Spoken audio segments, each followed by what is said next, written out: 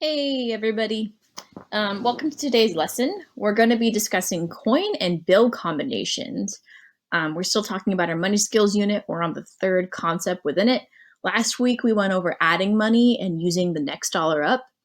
Today we're going to really discuss just making combinations of bills and coins together and what that looks like and what are some smart ways to go about counting bills and coins. That way it's easier to keep track of everything and we don't get stuck on any of the numbers. All right, so what are money combinations? What does that mean to combine bills and coins? As we all know, there are different types of dollar bills and coins that each have their own unique value.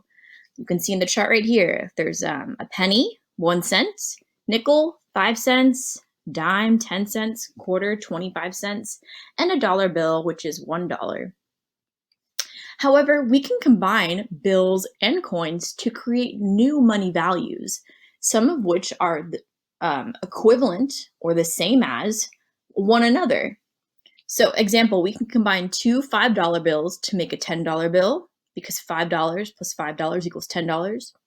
You can combine 10 $1 bills to make $10 because 1 plus 1 plus 1 plus 1 plus 1 plus 1 plus 1 plus 1 plus 1 plus 1 is 10. And you can also do it a bunch of different ways. You can do one $5 bill and five $1 bills. You can do just a plain old $10 bill, or you can even use coins and you can throw coins into the mix. Instead of using a dollar, you can use 4 quarters and 9 $1 bills. There are just so many different ways to make money combinations. And so that's what we're talking about today, how to add coins and bills to achieve different combinations of money, different values of money. So bill combinations 101. In order to make bill combinations, we need to recognize the value of each bill and what counting by each bill means. So if you have a $1 bill, you are counting by ones. You are counting in order. So 1, 2, 3, 4, 5, and so on, okay? If you have a $5 bill, it's like skip counting by fives. So instead of counting by ones, you'd count by fives. So one $5 bill is $5. Two of them is 10. Then 15, 20, 25, 30, and so on. A $10 bill, pretty simple. You're counting by tens if you're using a $10 bill. So a single $10 bill is $10. If you have two $10 bills, that's 20. 3 makes 30, 40, 50, 60, and so on. And then a $20 bill, it's like counting by 20s. So you'd start with 20, then 40, 60, 80, 100, and so on. Now here's the important part. I know you guys are pretty familiar with counting by ones, counting by fives, counting by tens. Counting by 20s might take a little more practice, but the thing that you need to remember, because we're not always going to be counting by just one type of bill, in all likelihood you're going to use a different mix of bills, is that when you are adding bill combinations, it helps to start by counting the highest or largest bills first. So if you have two 20s, a 5, and a 1, don't start by counting the $1 bill. It's going to throw you off. Start by counting by the largest bills, which is 20. So two $20 bills, that's 20, 40. A $5 bill added is 40 plus 5, which is $45. And then a $1 bill added to 45 is $46. Okay, so start with the highest amount first and then work your way down to the smaller amount. You will thank yourself when you arrive at the correct sum of money. Similar for coins, it's the same concept, right? In order to make coin combinations, we need to recognize the value of each coin and what counting by each coin means. So over here, I have a little equivalency chart that just tells you what the equivalent between one coin to another coin is. But in general, if you have 1 cent or a penny, you're counting by ones. If you have 5 cents or a nickel, you're counting by fives. 10 cents or a dime, you're counting by tens. And then 25 cents a quarter, you're counting by 25s. Now keep in mind that these are fractions of a dollar. So technically you are you're not counting by ones in the sense that this would be a $1 bill. The one would be on the left side of the decimal point. No. In this case, if you're counting by coins, the penny is actually 1/100th of a dollar. So it's 2 spaces to the right. Same for nickels. They're going to be 2 spaces to the right, at least for 1 nickel. Once you get to 2 nickels, that's 10 cents.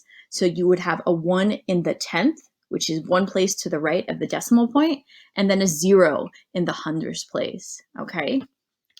So just bear that in mind. It's easy to count by these, but when you're actually writing it out, it's going to look a little different. And same concept with bills. When you're adding coin combinations, it helps to start by counting the highest or largest coins first. So if you have quarters, start by counting quarters. Don't count by pennies and then move on to a quarter because it'll throw you off a lot of the time. And so just to go over this US money equivalency chart, 5 pennies equals 1 nickel. 2 nickels or 10 cents equals 1 dime, which is also 10 cents. 2 dimes and 1 nickel, that's 10, 20, 25, is the same as a quarter, which is 25 cents. 2 quarters, that's 25.50 equals $1/2.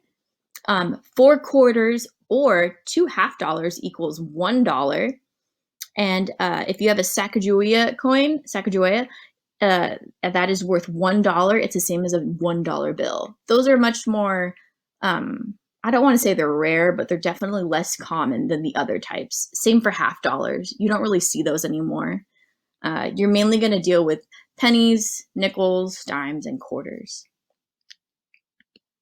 And so I decided to include this decimal place value chart just so you know that when you are counting coins and bills, coins are on the right side of the decimal point. This is the right side.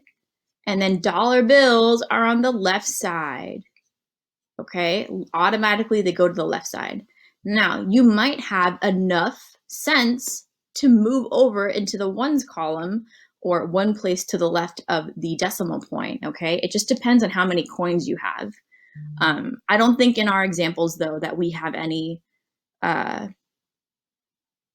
that adds up to more than $1. I think it's a combination of dollars and coins, so we don't really have to worry about that for right now. So let's look at some examples. We're talking about this. Let's practice it. All right. So I have here different coin and bill combinations, and remember, we're going to start with the largest amount, and so that means in this case we start with our bills, and then we move on to the larger value coins all the way down to the penny. The penny is worth the smallest amount. So let's look at the top left.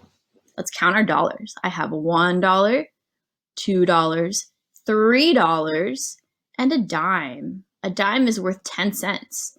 So this right here is $3.10. That is the value of it. And look, the piggy bank matches. That's right.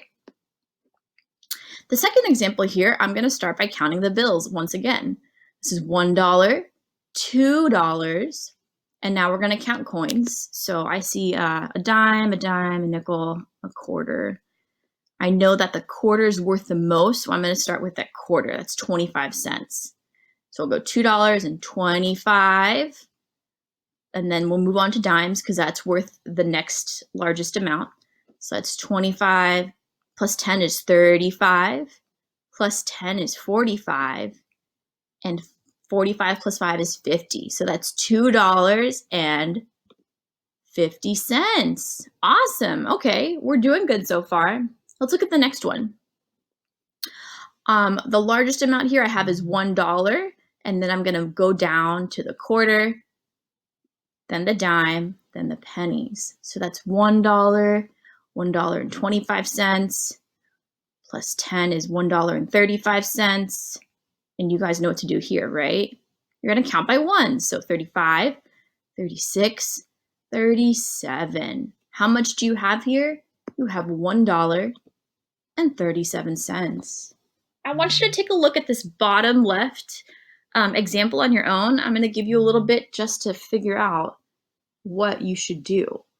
How should I go about counting this? Do I start with the pennies worth the least, or do I start with the dollars worth the most? Good job. I'm going to start with $1 because it's worth the most, and then I'll work my way to the nickels and the pennies.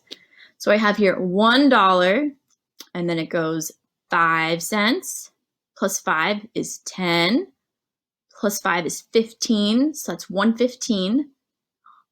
Oh, and then I count by ones, so 16, 17, $1.17. Pretty easy, right? I'll give you a few moments to look at the next example.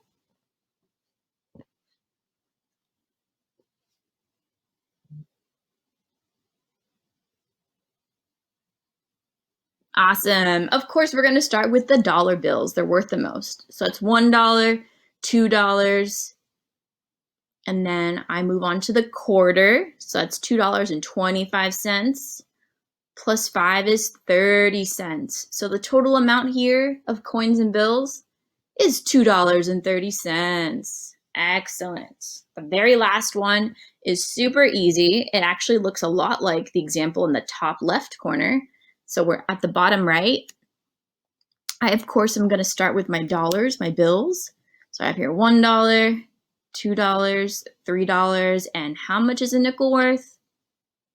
5 cents. So this example is $3.05. All right, we're going to practice this skill much more in depth during our lesson today. So I will see you guys then. Take care.